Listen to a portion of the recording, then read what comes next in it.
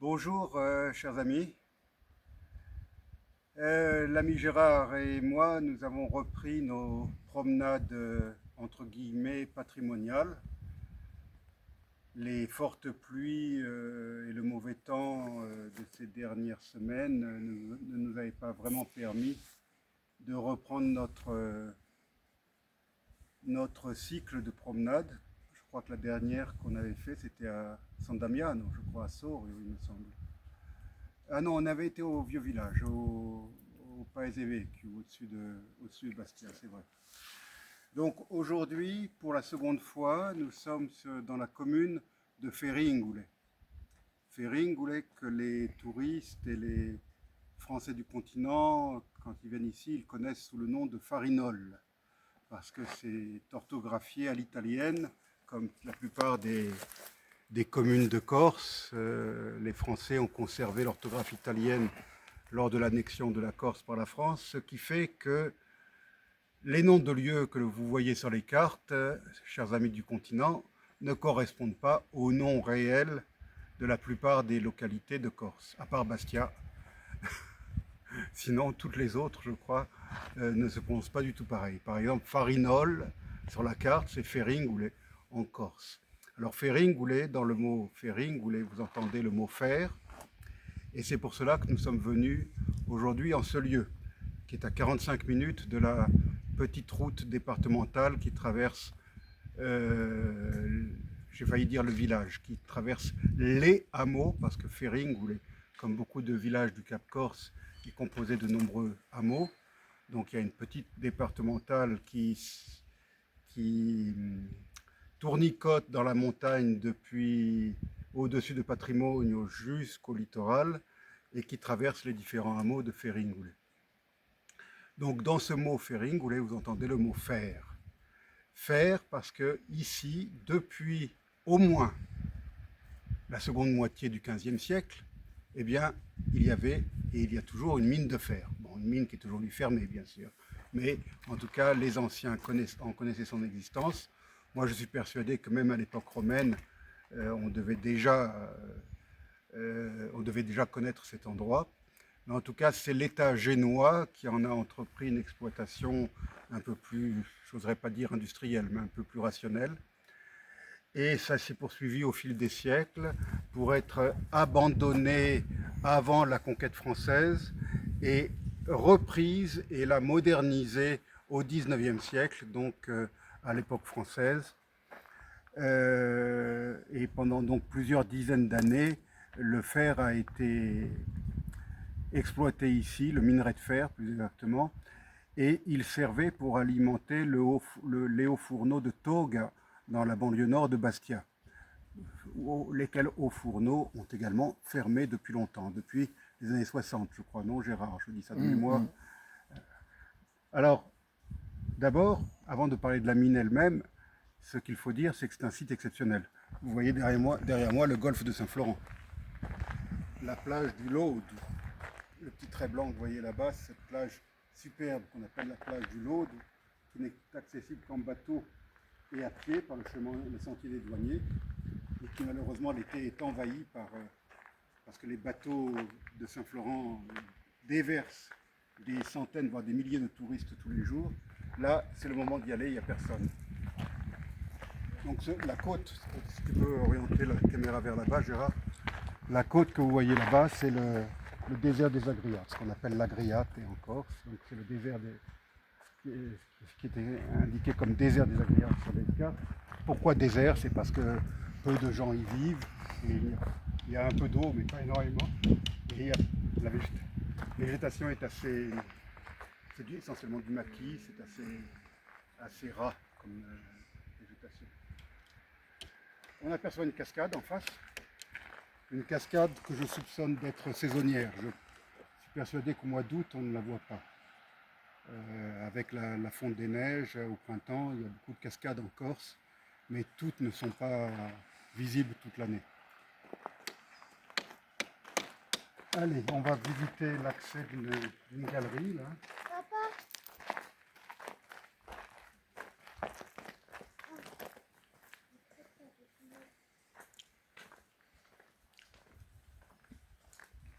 Voici la galerie dite génoise, donc qui était déjà exploitée à l'époque génoise.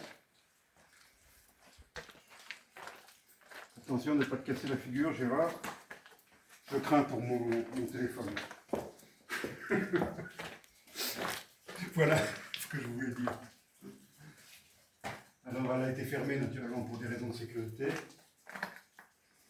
Il y a l'eau qui suinte, là, il y a des gouttes d'eau qui tombent, la roche est complètement mouillée. Essaye de filmer à travers le trou là. Voilà la galerie génoise. Et les Génois avaient construit un double accès, la double entrée. Les Génois avaient construit une maisonnette, on avait fait construire exactement une maisonnette pour les mineurs, qui a été très bien restaurée.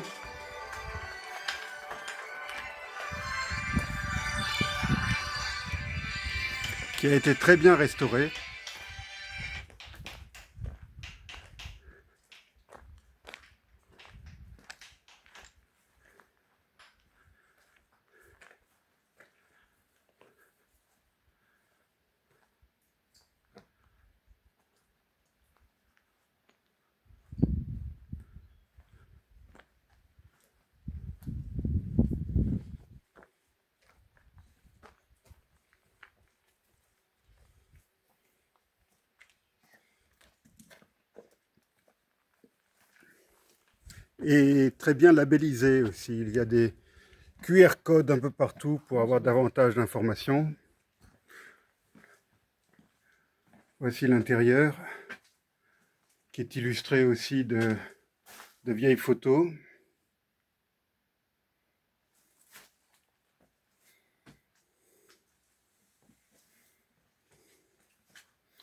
Et là, c'est un peu trop sombre. Peut-être que... Est-ce qu'on peut ouvrir la porte là, Gérard? J'aurais voulu montrer le treuil à bras.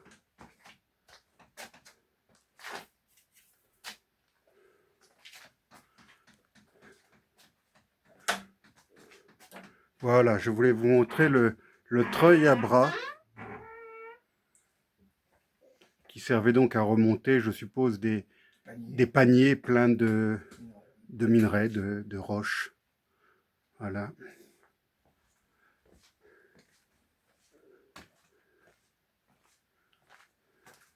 Gérard, je te rends l'appareil.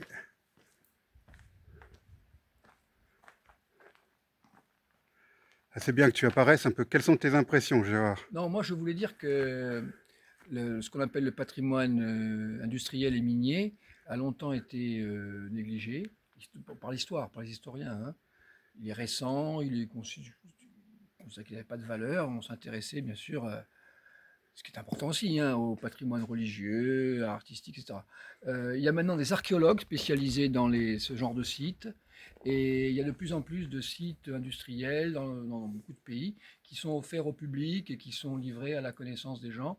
Et je trouve que c'est important parce que bien sûr c'est plus proche de nous dans le temps, mais il y a des savoir-faire, il y a l'histoire, il y a la sueur de ces hommes, il y a une vraie histoire. Et le patrimoine industriel, le patrimoine en Corse doit être valorisé. Et là, je trouve que c'est pas mal fait, hein. Oui. Oui, oui. Alors, je ne sais pas qui il C'est faut féliciter, si c'est la commune ou si c'est ou la collectivité, je la ne sais pas. En collectivité, tout je ne cas, sais pas, mais c'est c'est bien bien fait. fait. Oui, C'est oui. bien Et fait. ça mériterait que, je sais qu'il y a sur les usines de tanin, il y a un Oui, patrimoine beaucoup. en Corse, un Et il y a d'autres patrimoine. mines, Oui, d'autres mines, comment d'autres ça mines, s'appelle, ouais, ouais. à Moïta Oui, oui, et dans le Cap Corse. et c'est aussi une histoire, l'histoire de la Corse qui a participé modestement à l'industrie minière et ça c'est intéressant aussi. Ce Ouais. qui est très intéressant aussi, ce sentier qu'ils appellent sentier botanique que nous avons parcouru, ça monte raide hein, à un moment. C'est que c'est un sentier botanique. Donc là aussi, ça a été très intelligemment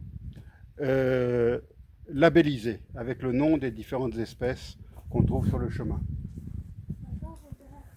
Alors, Gérard, je vais te rendre l'appareil parce que je voudrais encore dire quelques voulais mots. conclure, oui.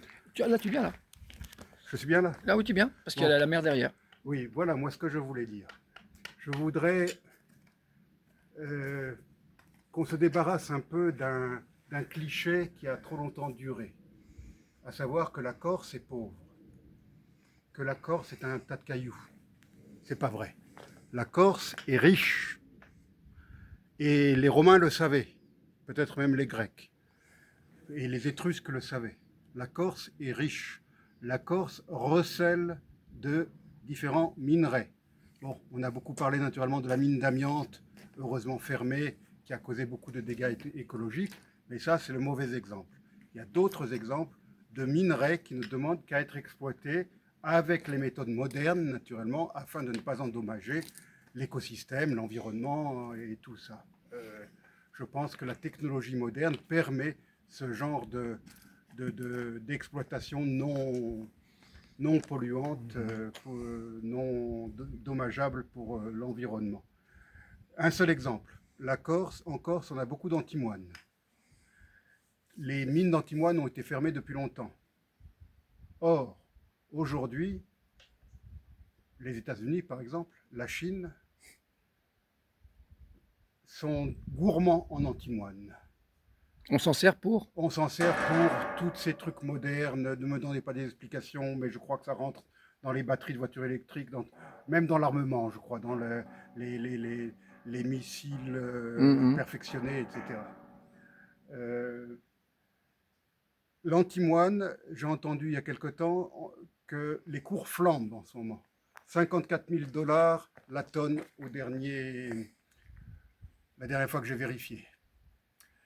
Donc, pourquoi ne pas essayer d'exploiter l'antimoine en Corse, avec toutes les précautions qui s'imposent naturellement. Donc la Corse n'est pas pauvre, la Corse est riche, la Corse a de l'or, la Corse a de l'antimoine, la Corse a du fer, la Corse a bien sûr de l'amiante, la Corse a des différents types de minéraux, du marbre, de tout ce que vous voulez, qui ne demandent qu'à être exploités. Je préfère ce genre de dégâts contrôlés plutôt que de voir nos meilleures terres agricoles massacrées par être envahies par le résidentiel, par des lotissements et par des affreux hangars qu'on appelle supermarchés. Ou des résidences On n'a secondaires. pas besoin de centres commerciaux disproportionnés par rapport à la population. Nous sommes 350 000 habitants en Corse. On n'a pas besoin d'immenses centres commerciaux qui sont construits sur la terre agricole. La terre agricole, elle aussi, elle ne demande qu'à être exploitée. Donc, oui, je préférerais qu'on s'intéresse à l'antimoine plutôt qu'on dévaste la bonne terre agricole. Merci Hervé voilà pour cette... On va prendre le chemin du retour. C'est une belle conclusion. Je mettrai un petit codicile en disant que c'est la richesse et le patrimoine de la Corse. Il faut que ça nous revienne. Il faut que ce soit maîtrisé par les Corses eux-mêmes. Et le code minier prévoit en général que tout ça va à l'État. Il serait intéressant qu'il y ait des dérogations au code minier, que ce soit la Corse qui profite de l'autonomie qui nous a été promise, qui profite de son patrimoine. Ce genre d'exploitation doit être fait sous le contrôle et sous l'autorité de la collectivité de Corse. Les royalties de nos richesses et de notre patrimoine. Merci Hervé. Paye des impôts, c'est normal. Voilà. Merci pour cette belle conclusion Hervé et à la prochaine fois à tous. Je voulais te féliciter pour ton très beau, très beau t-shirt, Gérard. C'est un petit clin d'œil pour les amis du Brésil. Pour le Mato Grosso, nos amis amérindiens et pour le Brésil. Voilà. Et pour sa devise, Ordem im Progresso. Je n'en partage pas toutes les valeurs. Ordem et Progresso, l'ordre et le progrès. Je pense qu'il faut des fois un peu de désordre et qu'est-ce que le progrès? C'est un vaste débat. Vaste débat. Et qu'est-ce que l'ordre aussi? Qu'est-ce que l'ordre aussi? Voilà. Allez, chers amis, au prochain numéro de RVTV. Et n'oubliez pas de vous abonner, s'il vous plaît.